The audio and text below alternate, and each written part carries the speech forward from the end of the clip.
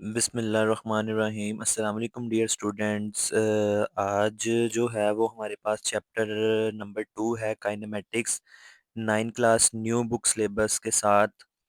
हम इसके एमसीक्यू को डिस्कस करेंगे, शॉर्ट क्वेश्चंस को डिस्कस करेंगे, निशान लगाएंगे। नेक्स्ट लेक्चर में इंशाल्लाह हम इनको डिटेल के साथ डिस्कस करेंगे। तो स्टूडेंट इसका फर्स्ट एमसीक्यू है, the numerical ratio of displacement to distance is, इसका आंसर है डी, इक्वल टू और लेस देन 1। सेकंड एमसीक्यू है, if a body does not change its position with respect to some fixed point then it will be in a state of rest. A MCQ option है इसका। Third है, a ball is dropped from the top of a tower, the distance cover by it is in the first second is, A answer है इसका student 5 metre.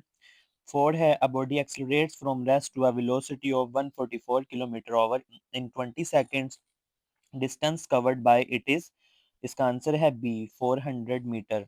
Student 5 और 6 वाला जो है वो आपका पैक्टा की तरफ से कट है, ये आप लोगों ने नहीं करना, ये पेपर में इससे भी कोई रिलेटेड चीज़ नहीं पूछी जाएगी।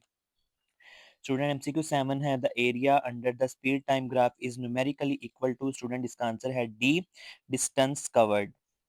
स्टूडेंट 8, 9 और 10 जो है वो आप लोगों का पैक्टा की तरफ से कट है, ये आप लोगों ने नहीं करना, ये आपको पेपर में नहीं पूछा जाएगा। स्टूडेंट इसके शॉर्ट क्वेश्चन आंसर्स की तरफ चलते हैं, तो इसके जो आप लोगों ने 5 शॉर्ट क्वेश्चन आंसर्स करने हैं, 6, 7, 8 वाला जो है वो पैक्टा की तरफ से कट है, इससे रिलेटेड चीज़ कोई भी आपको पेपर में नहीं पूछी जाएगी, या आपको क्वेश्चन पेपर में नहीं पूछे जाएंगे, तो आप लोगों इनको कट कर दें। तो स्टूडेंट हमारा जो फर्स्ट क्वेश्चन है वो है defined scalar and vector quantities, इसका आंसर है पेज नंबर 29 पर स्टूडेंट। तो स्टूडेंट पेज नंबर 29 पर इसका आंसर है स्केलर और vector. A scalar is that physical quantity which can be describe completely by its magnitude only. Student scalar हमारे पास ऐसी फिजिकल क्वांटिटी है जिसको हम सिर्फ और सिर्फ मैग्नीट्यूड के साथ डिस्क्राइब करते हैं, लेकिन वेक्टर एक हमारे पास ऐसी क्वांटिटी है जिसको हम मैग्नीट्यूड के साथ साथ डायरेक्शन को भी डिस्क्राइब करते हैं। तो स्टूडेंट स्केलर और वेक्टर में यही डिफरेंस उन्होंने पूछा है कि what is the difference between scalar and vector. तो स्टूडेंट स्केलर को हम लोग जो है वो मैग्नीट्यूड के इसके मैग्नीट्यूड के साथ डिस्क्राइब करते हैं, लेकिन वेक्टर जो है इसमें मैग्नीट्यूड के साथ साथ हमने डायरेक्शन को भी डिस्क्राइब करना होता है। Vector is that physical quantity which need magnitude as well as direction to describe its completely. Student second question है, give 5 examples each for scalar and vector quantities. तो आपने स्टूडेंट यहाँ पर स्केलर और वेक्टर की क्वांटिटीज की vector quantities की examples बतानी है, इसका आंसर है पेज नंबर 29 पर। तो स्टूडेंट आप लोगों ने एग्जांपल्स बतानी है पेज नंबर 29 पर, स्केलर एंड वेक्टर का टॉपिक है। तो स्केलर की जो एग्जांपल यहाँ से यहाँ आपने ये जो है वो 5 लिख देनी है, कि जो स्केलर क्वांटिटीज होती हैं वो distance, length, time, speed, energy and temperature होती हैं। और जो वेक्टर्स है, the example of vector quantities are displacement, velocity, acceleration, weight, force etcetera. तो स्टूडेंट ये आपने एग्जांपल क्वेश्चन नंबर 2 में लिख देनी है। स्टूडेंट एक्सरसाइज में क्वेश्चन है 2.3, state head to tail rule for addition of vector. Head to tail rule में वेक्टर के जब ऐड करते हैं तो इसका स्टेट क्या होता है, इसका आंसर है पेज नंबर 31 पर। स्टूडेंट इसका आंसर है पेज नंबर 31 पर। To add a number of vector redraw their representative line such that the head of one line consider with the tail of the other. Student को कहता है कि एक number को, वेक्टर के नंबर को ऐड करने के लिए दो रीड्रॉ करें, दो लाइंस को देखें। स्टूडेंट ये हेड होता है और ये टेल होता है, ये जो मैंने वेक्टर बनाया हुआ है, एक को मैंने ई और एक को मैंने ए और एक को बी लेट कर लिया। The resultant vector is given by a single vector which is directed from the tail of the first vector to the head of the last vector. तो स्टूडेंट ये इस तरह का वेक्टर बनना चाहिए जो कि रिजल्टेंट हो हमारे पास tail of the first vector का और head of the last vector का बनना चाहिए।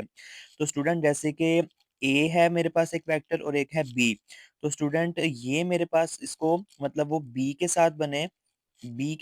के साथ इसका जो है वो रिजल्टेंट वेक्टर ज्वाइन हो, तो स्टूडेंट ये बनेगा इसका रिजल्टेंट वेक्टर जो ए और बी के इक्वल होगा।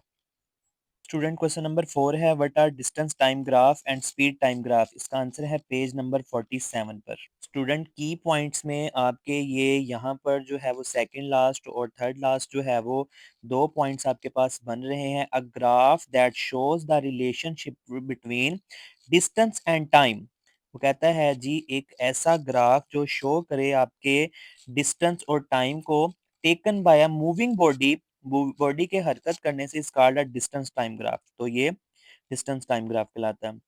a graph that shows the relationship between the speed and time. Student देखें, डिस्टेंस टाइम ग्राफ में बताया था relationship between distance and time, और इसमें बता दिया है relationship between the speed and the time taken by a moving body is called a speed time graph. Student exercise का 2.5 क्वेश्चन है, falling objects near the earth have the same constant acceleration. Does this imply that a heavier object will fall faster than a lighter object? Student question number 5 में वो ये पूछता है कि अगर कोई ऊपर से कोई ऑब्जेक्ट जो है वो अर्थ ज़मीन पर फेंका जाता है, अर्थ पर फेंका जाता है तो और वो कांस्टेंट एक्सेलरेशन रखता है, तो जो है भारी चीज़ या लाइटर ऑब्जेक्ट जो है वो दोनों में से फास्टर कौन-सा ज़मीन पर पहुँचेगा? तो स्टूडेंट इसका आंसर मैंने यहाँ पर लिखा है तो आप देख सकते हैं और इसको देख के ज़रा लिख लें। No the acceleration due to gravity same for all object near earth surface. Student देखें, वो चीज़ लाइटर हो या हैवियर हो, ऑब्जेक्ट कोई भी हो तो स्टूडेंट उनको गिरने में जो है सेम टाइम लगेगा और कोई भी एक दूसरे से जल्दी नहीं पहुँचेगा क्योंकि ग्रेविटी की वजह से। तो student both heavier and lighter object will fall at the same rate. ये आप लोगों ने इसका आंसर लिख लेना। स्टूडेंट क्वेश्चन नंबर 6, 7 और 8 जो है वो आपके पैक्टा की तरफ से कट है, वो पेपर में नहीं पूछे जाएंगे तो आप लोगों ने नहीं करना। स्टूडेंट चैप्टर नंबर 2 के जो है वो स्टूडेंट एमसीक्यू शॉर्ट क्वेश्चन को डिस्कस किया है। नेक्स्ट इंशाल्लाह इसको डिटेल के साथ डिस्क्राइब भी करेंगे। तो स्टूडेंट चैनल को सब्सक्राइब कर लें। जज़ाकल्लाह स्टूडेंट्स।